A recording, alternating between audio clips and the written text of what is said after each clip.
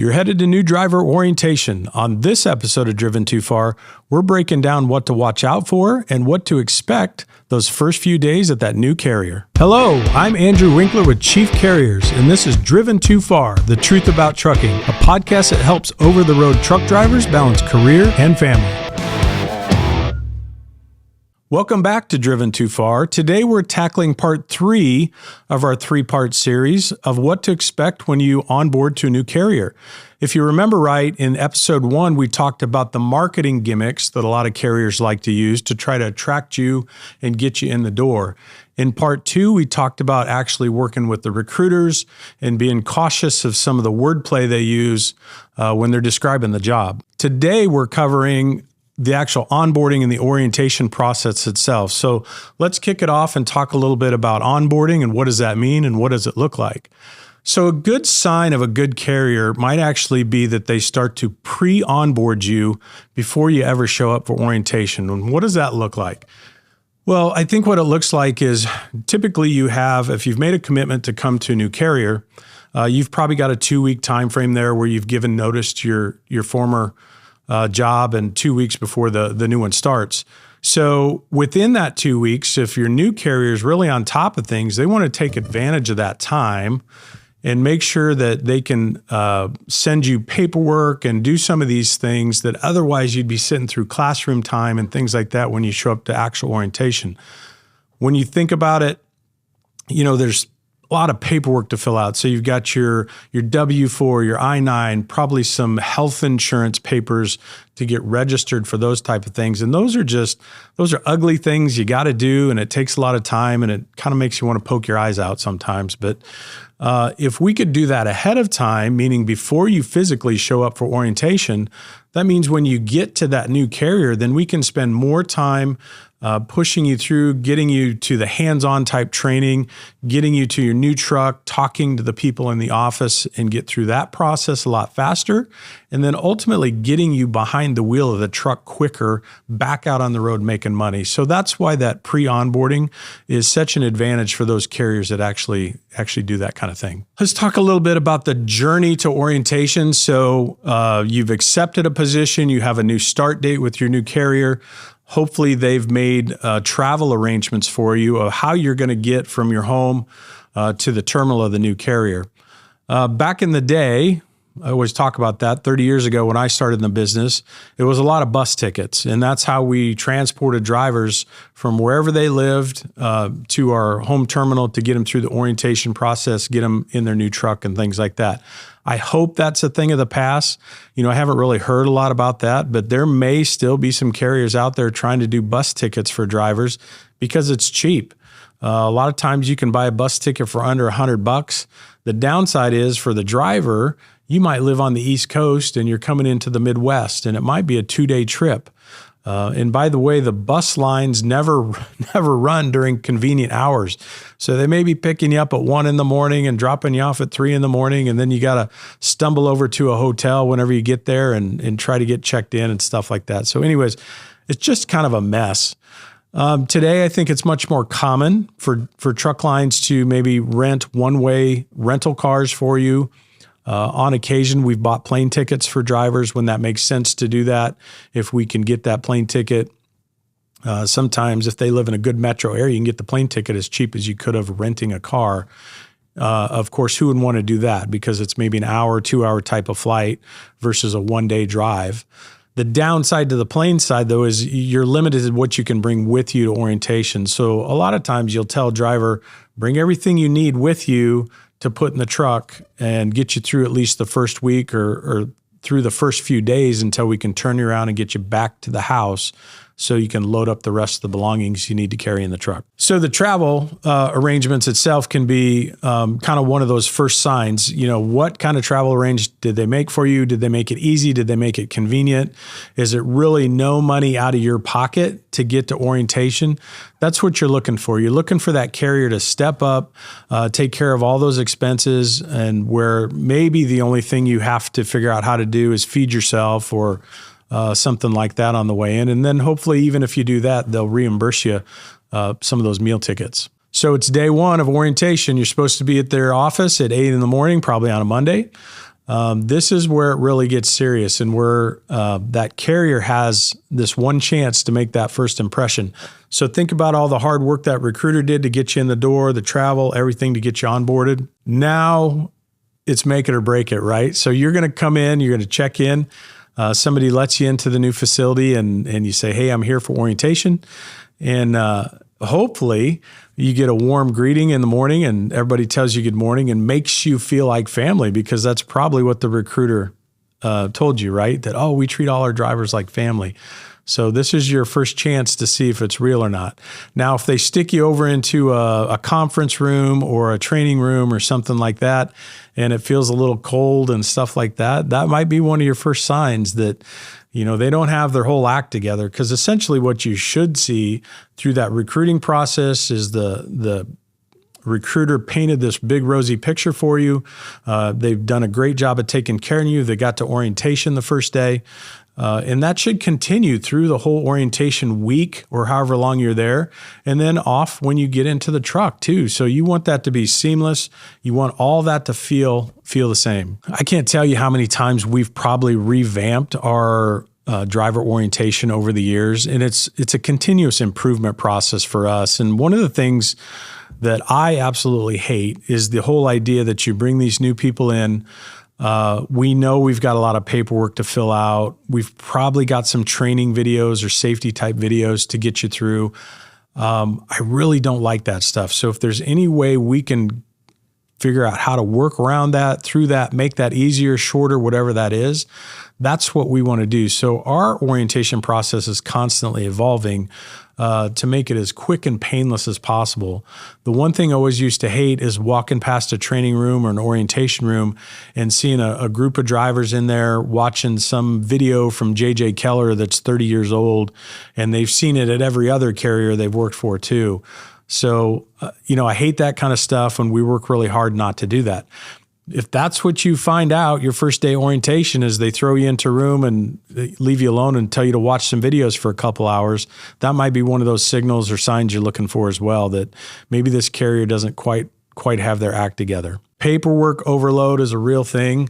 It's painful for the most part. It does have to be done. It's one of those things. About the best thing we can come up with is, like I said, the pre-onboarding process. The reason I like the pre-onboarding process too is when you think about filling out paperwork for your health insurance and things like that, a lot of times you don't know what you want, what you need for coverage. Maybe you didn't bring all the materials or IDs or documents with you. You forgot something like that in orientation, then there's a delay in that stuff.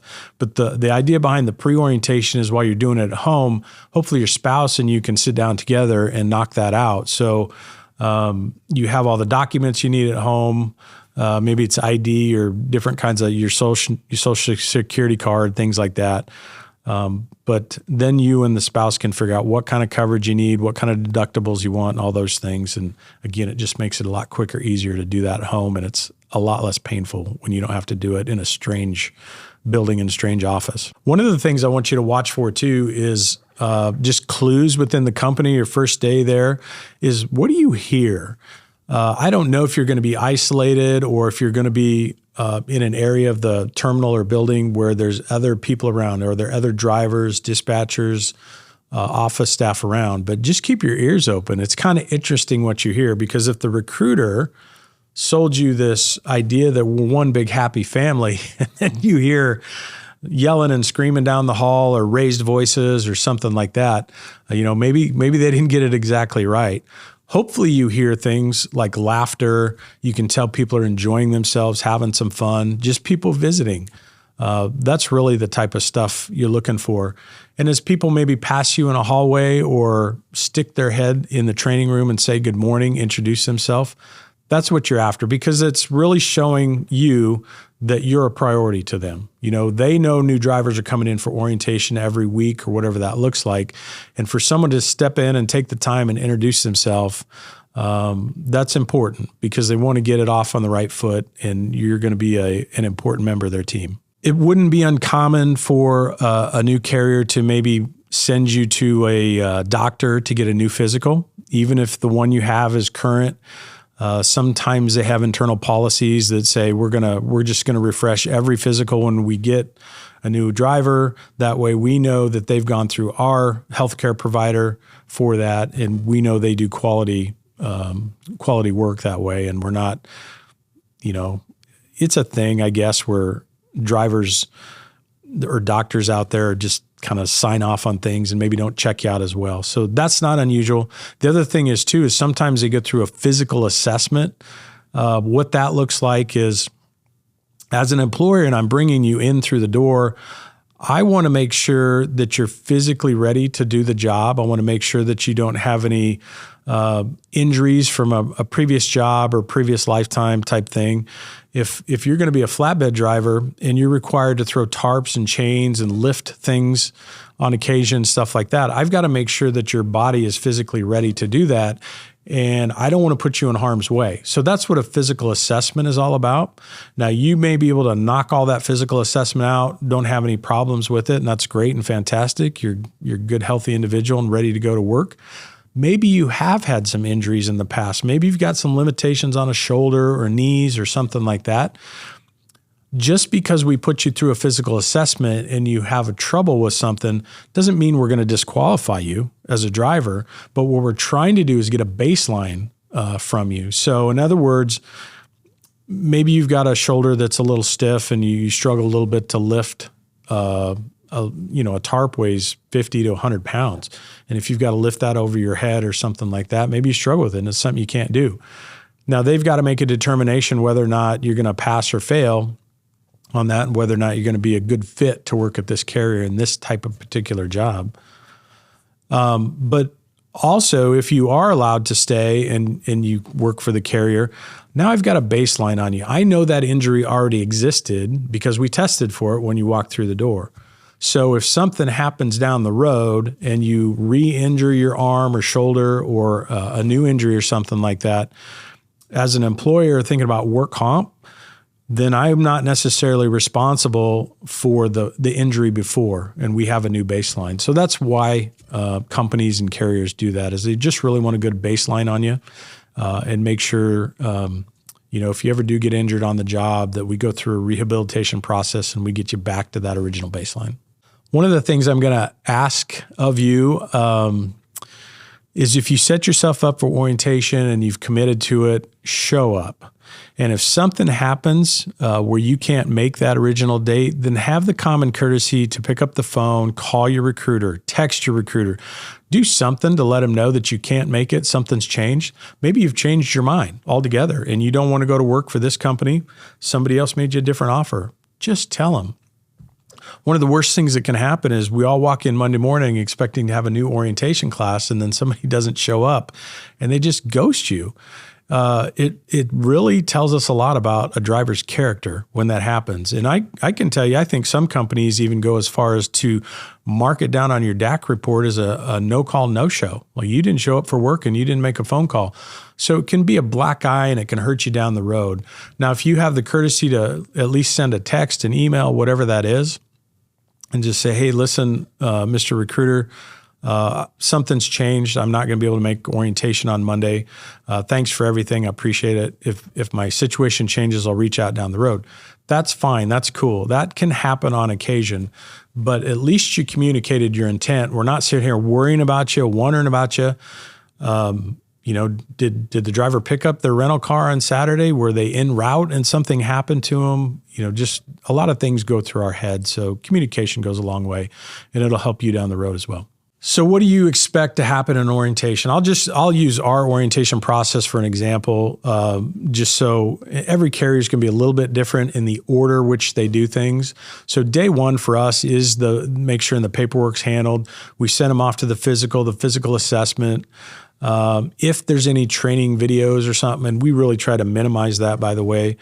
But if there's certain things as a policy, maybe like sexual harassment or what to do in the case of like a shooter or something like that, we have policies and procedures that we put every employee through. So some of that has to happen. That's our day one stuff. Get it knocked out, get the painful stuff out of the way. Day two for us is a lot of the one-on-one stuff. So you'd be meeting with the head of each department You might meet with HR, talk about the HR policies of the company. Obviously, dispatch, maintenance, safety, all those. And this is where you really got to pay attention because, again, go back to what the recruiter told you. Hopefully you got the job offer in writing and you bring that with you, by the way. Bring a copy of that with you.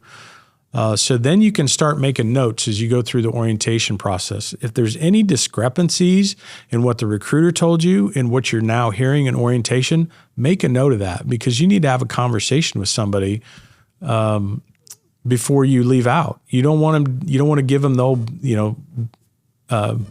bait and switch type thing and where they told you this, but they really meant that. They told you this to get you in the door, but that's not really how it works. But write it down. And I would probably say, if you don't feel comfortable calling out that person or asking that question in the moment when they're presenting that to you, at least make a note of it and maybe ask to speak to the recruiter at the end of the day or something like that, because that's probably the one person that you've built the relationship with in the organization.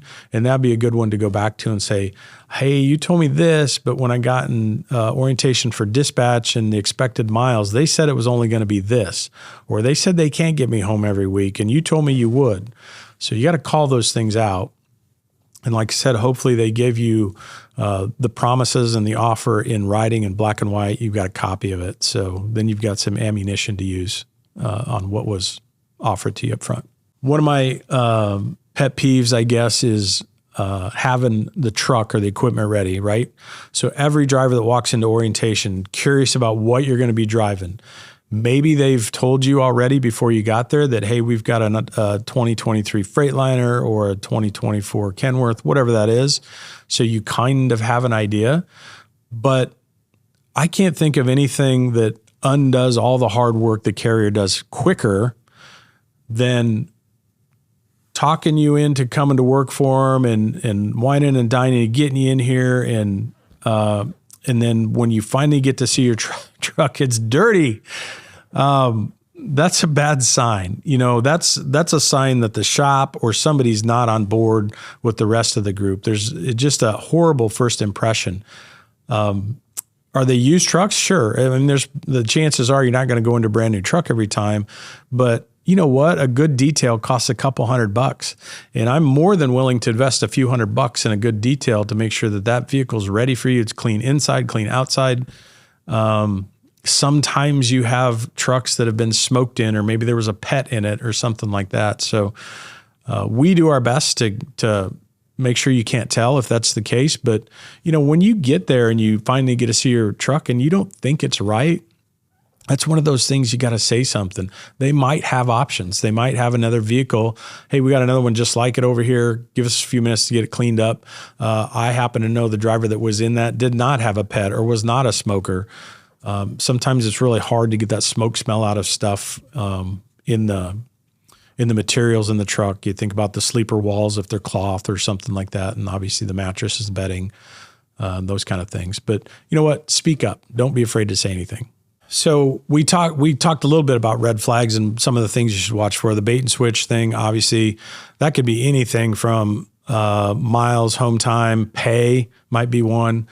If you didn't take the time to get these in writing, or if they weren't willing to give you these things in writing, that's probably an issue right away, because it just feels like if they're an honest company and we're going to offer you these things, I have no problem putting that stuff in writing. It holds us accountable as well to make sure we're all on the same page and don't screw something up for you. The other things, like I said, can be the trucks.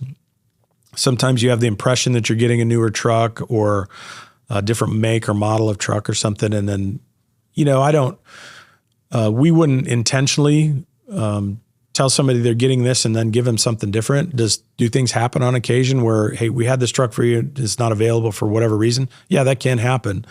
But hopefully they're communicating that stuff with you well ahead of time. So just anything that's bait and switch is a red flag. I want you to write that down, and I want you to have a conversation with somebody about it before you leave.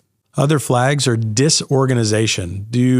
When you go through that orientation process for a couple days, did they seem like they got their act together, their game together?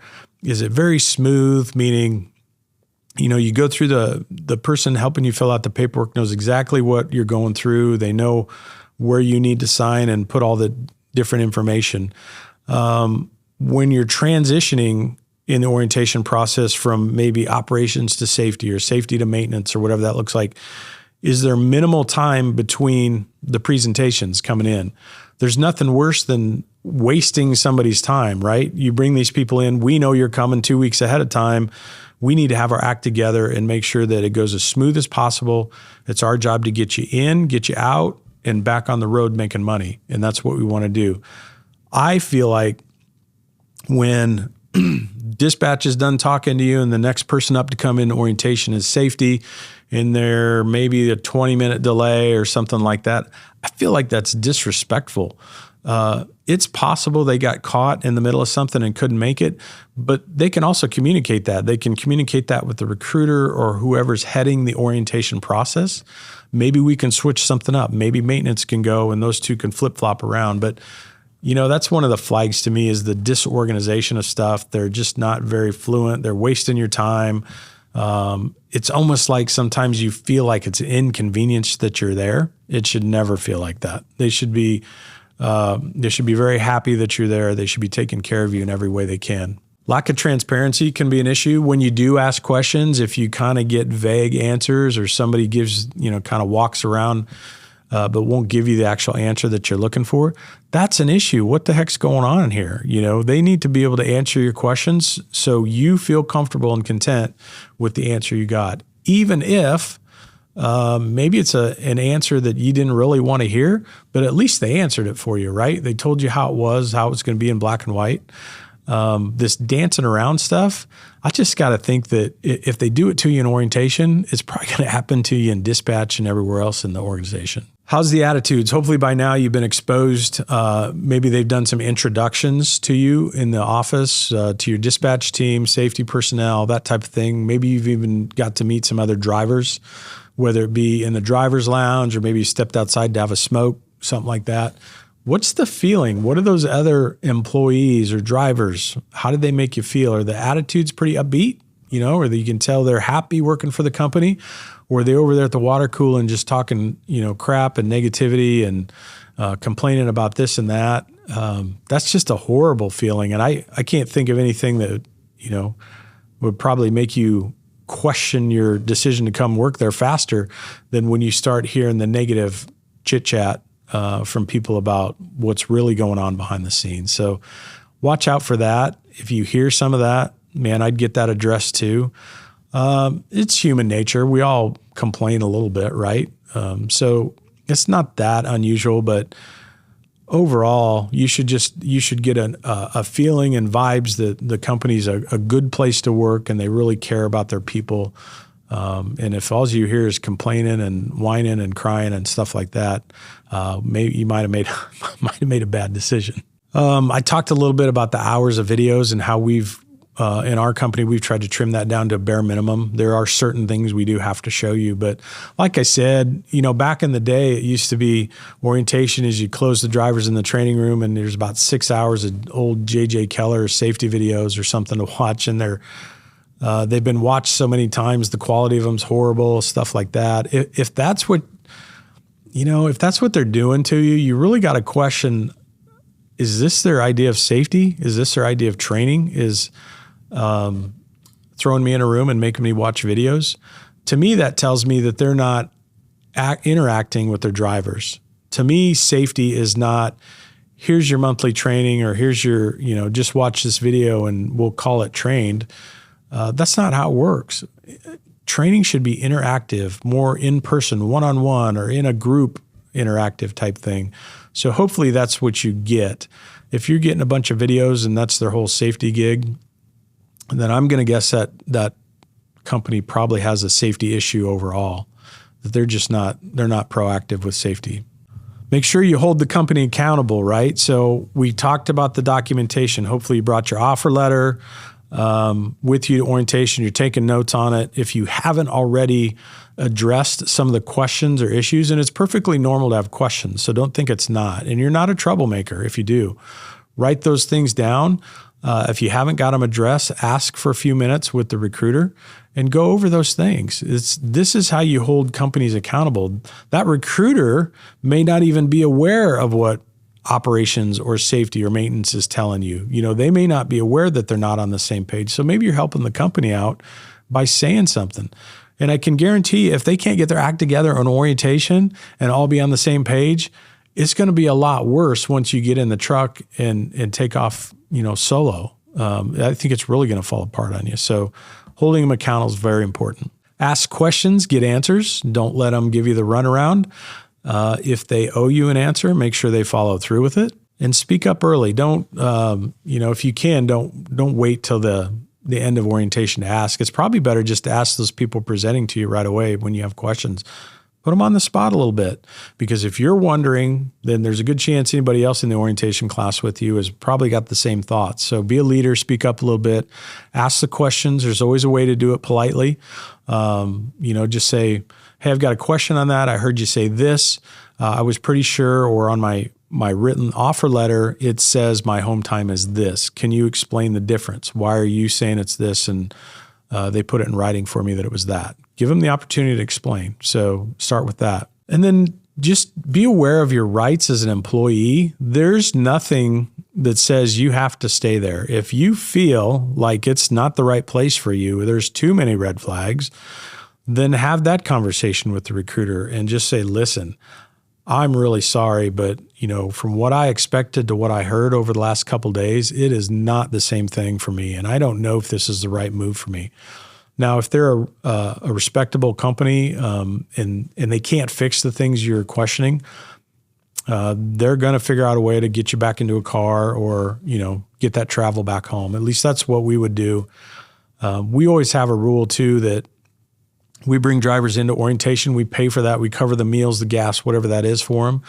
And then if they ever decide to leave our company, as long as they bring the equipment back to the home terminal or one of the terminals we designate for them to take it to, then we'll pay for their way home, because we understand that picking up the tab for a couple $100 on a rental car is a heck of a lot cheaper than having to fly or drive a couple drivers out to go recover a truck sitting in a Walmart parking lot in some strange town. So anyways, I think if it gets to that and for whatever reason you decided you can't stay, it's just not the right fit for you, don't be afraid to have that conversation. It's better to have it sooner rather than later, and then just see what your options are and talk to that recruiter about getting you back home. So just keep in mind, it's a two-way street. Just like the interview and anything else is, it has to be a fit both ways. They have to be a fit for you. You have to be a fit for them.